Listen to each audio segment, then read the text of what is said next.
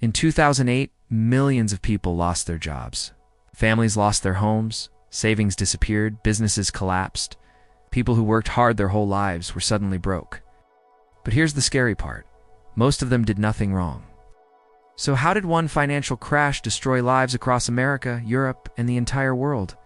How did a problem that started with houses turn into the biggest global economic collapse since World War II? And why should you still care today?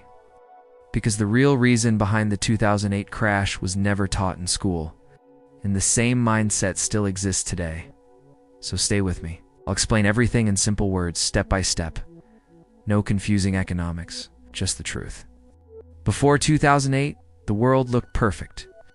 In America especially, house prices were rising every year, banks were making huge profits. People felt rich just by owning a home. Everyone believed one dangerous idea.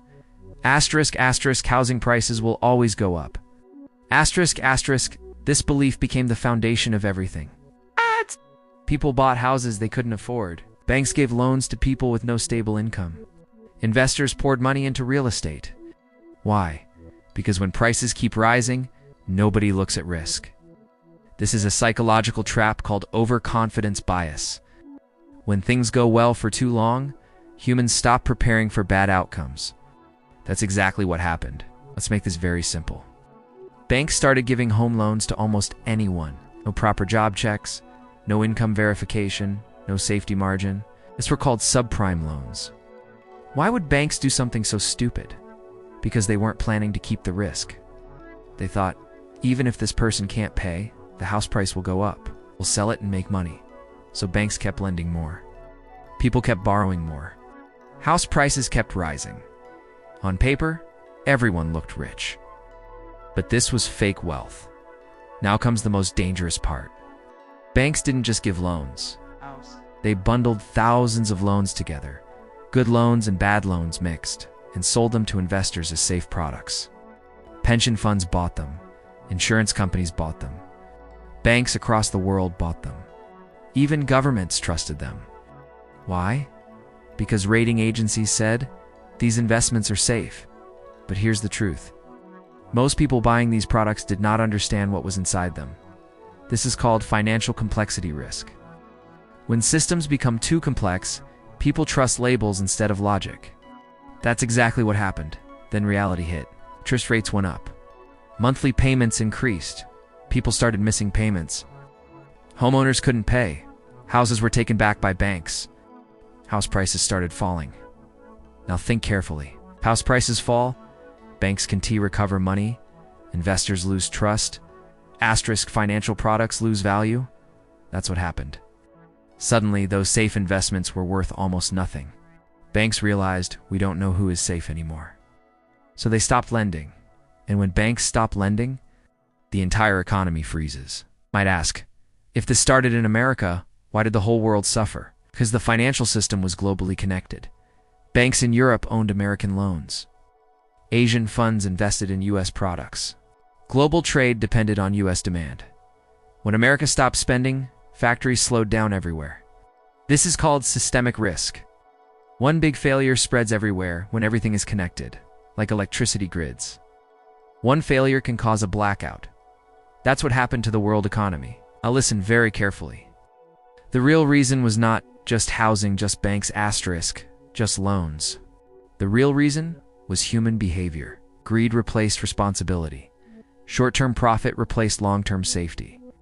Complex systems replaced common sense. People assumed someone else understands this, but nobody truly did. When trust disappeared, the system collapsed. Money only works when trust exists. Here's the painful part. When banks failed, governments stepped in to save them. Taxpayer money was used. But ordinary people lost jobs, lost homes, asterisk, lost savings. This created anger, confusion, and distrust. Psychology shows, when people feel systems are unfair, social stability breaks down. That's why, after 2008, asterisk mental health issues rose, anger toward elites increased, trust in institutions collapsed. The effects lasted for years. The 2008 crash taught us powerful lessons. 1. Asterisk debt can destroy faster than it.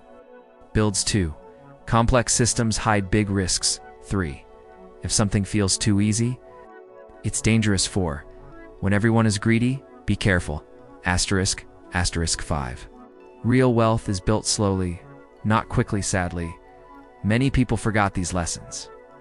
You might think that was history. Why care now? Because the same patterns repeat.